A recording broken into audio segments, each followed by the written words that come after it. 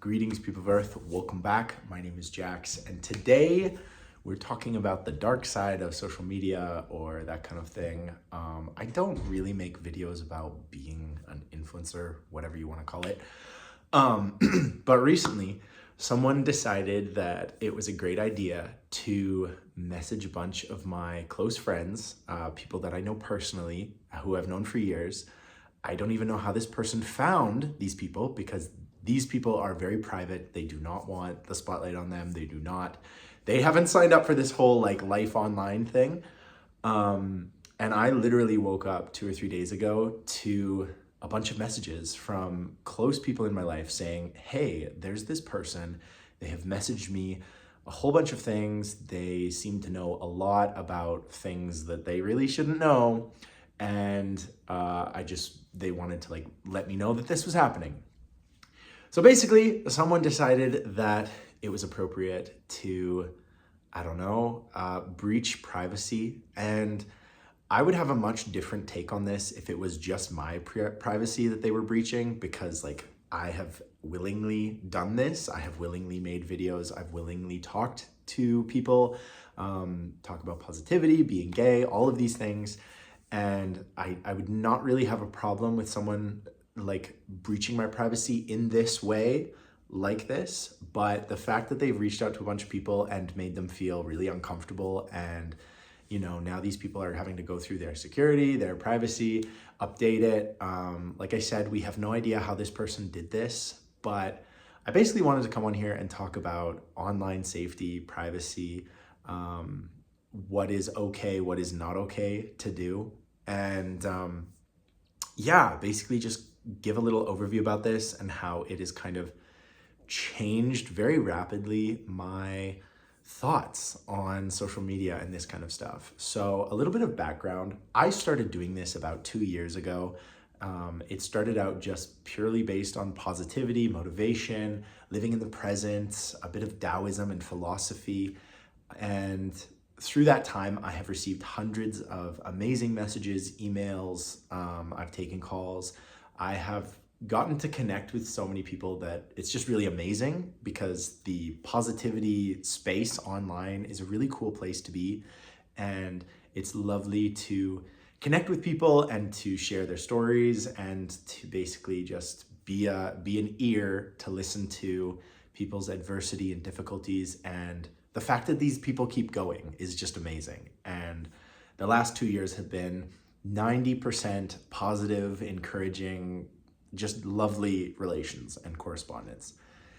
10% of it has been wildly unacceptable and a little bit crazy, and at times genuinely unnerving, frightening, and just sometimes strange.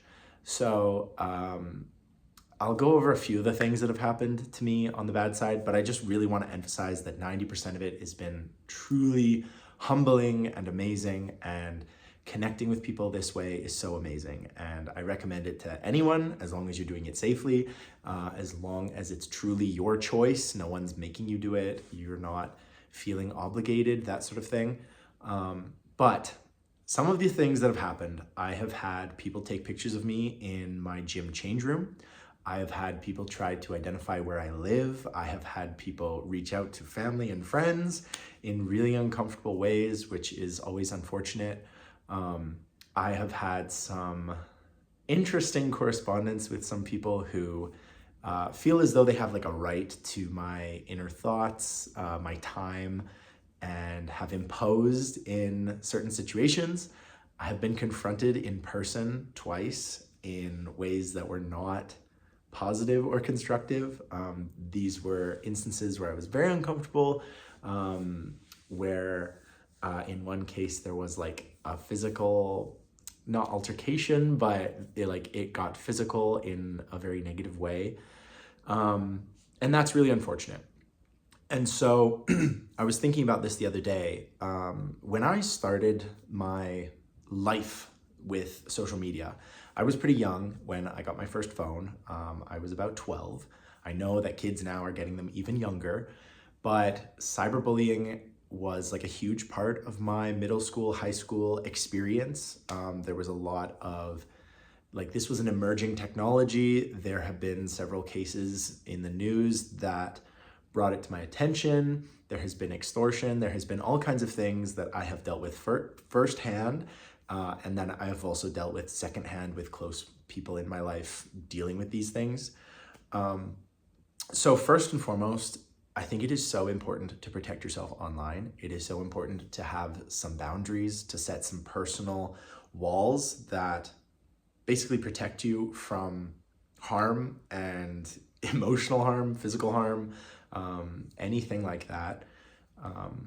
As I said before, most of my experiences have been incredibly positive, and I love what I do. I love being able to connect with you. I love being able to talk about advice and just even tips on how to make your day just that much more enjoyable, how to not sweat the small stuff, how to connect with people.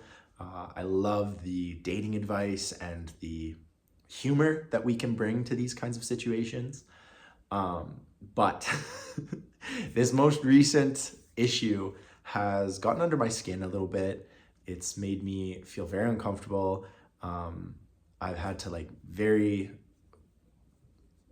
emotionally apologize to people who really just didn't want any attention on themselves and now feel kind of uncomfortable in certain situations and spaces.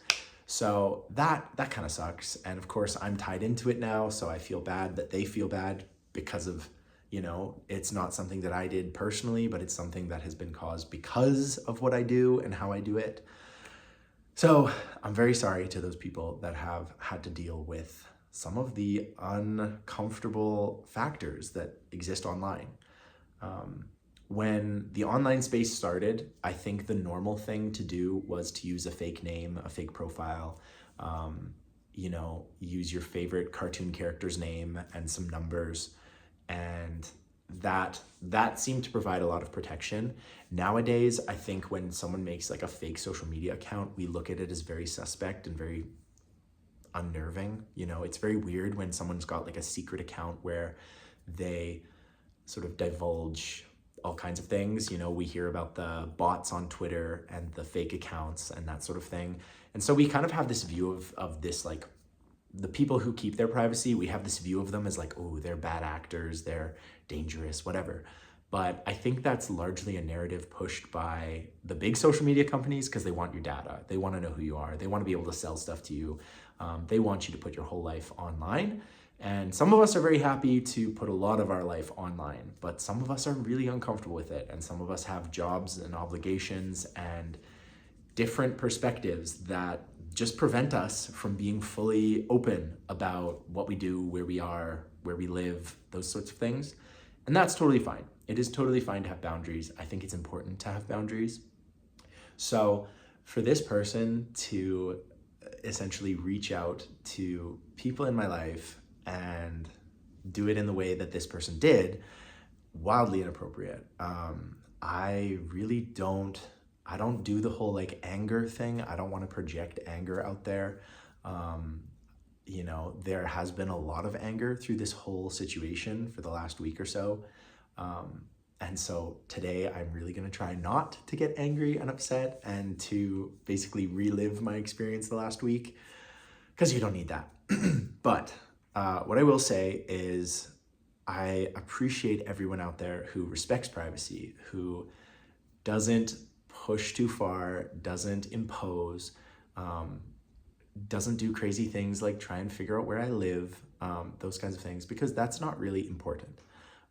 I understand that there can be like a really great connection online, and that is so important, and it's literally at the center of everything that I do.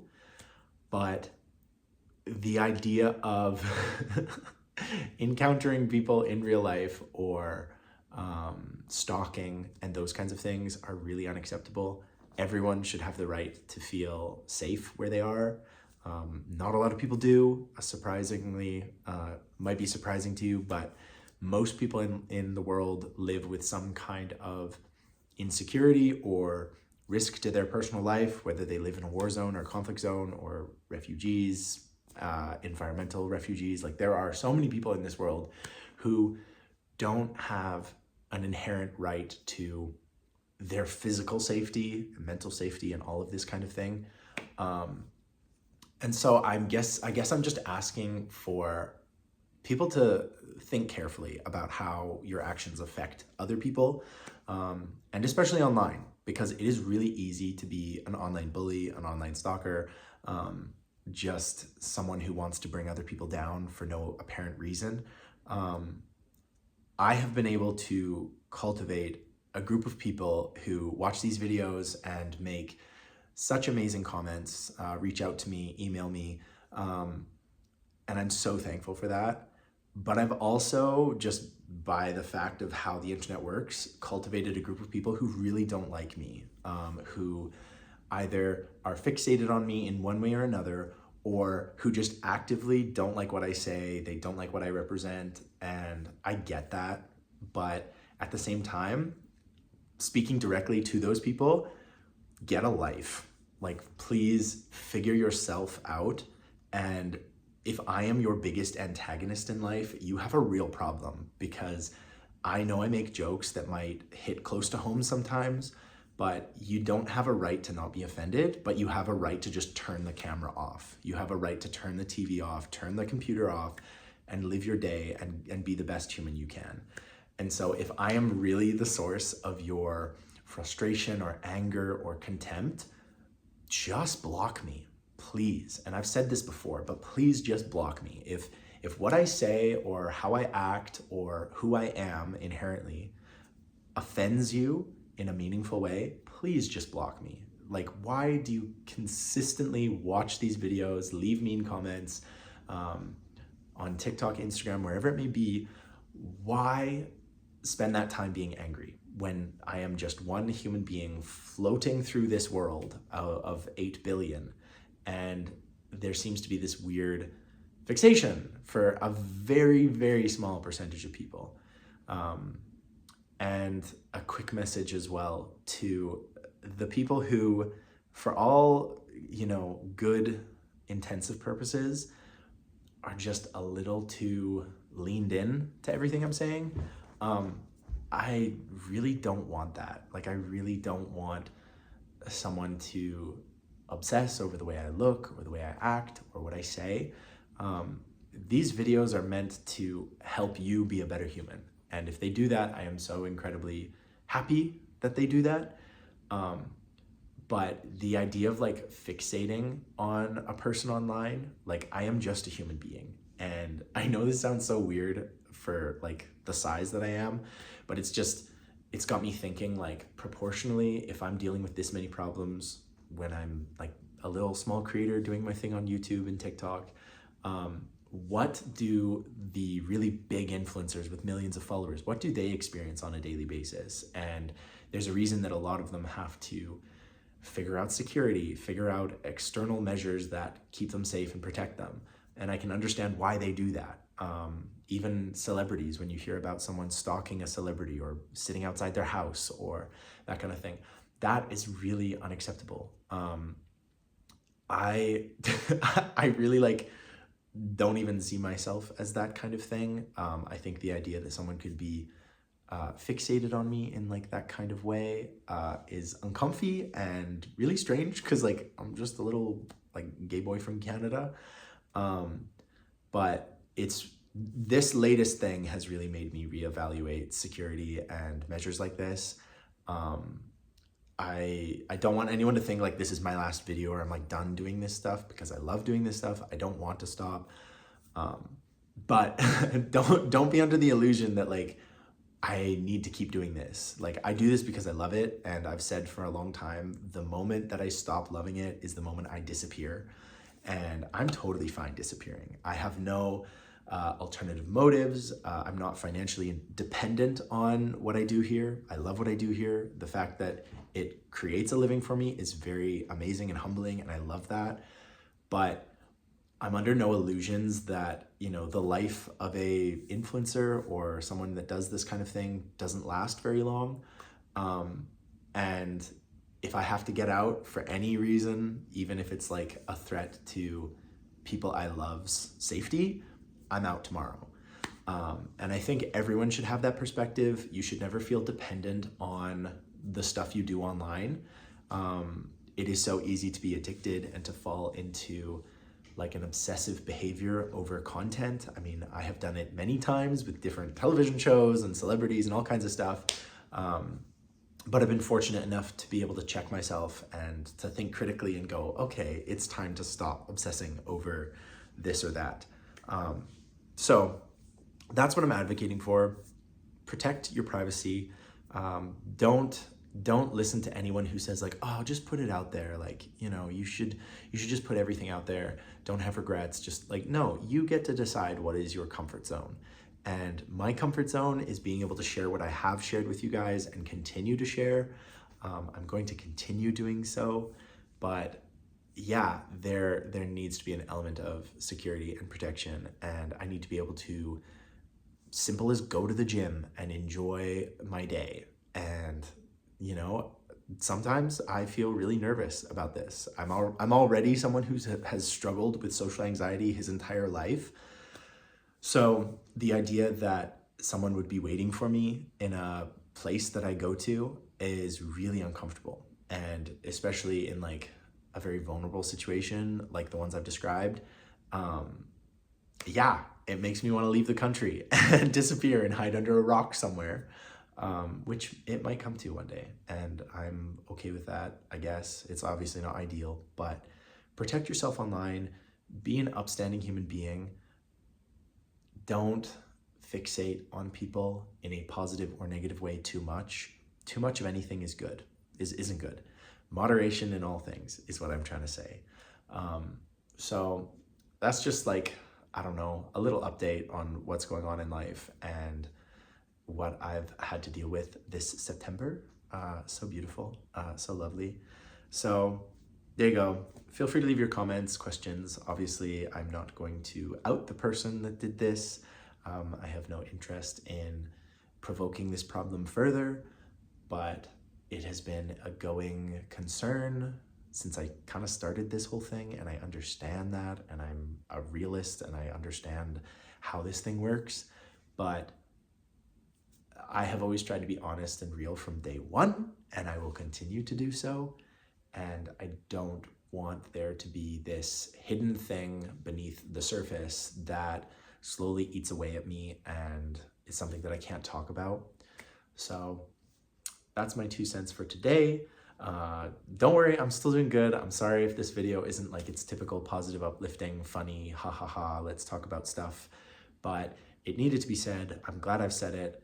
And yeah, so thank you for watching. I will be actively responding to comments down below because this video is particularly relevant to the way I do things and the way we interact.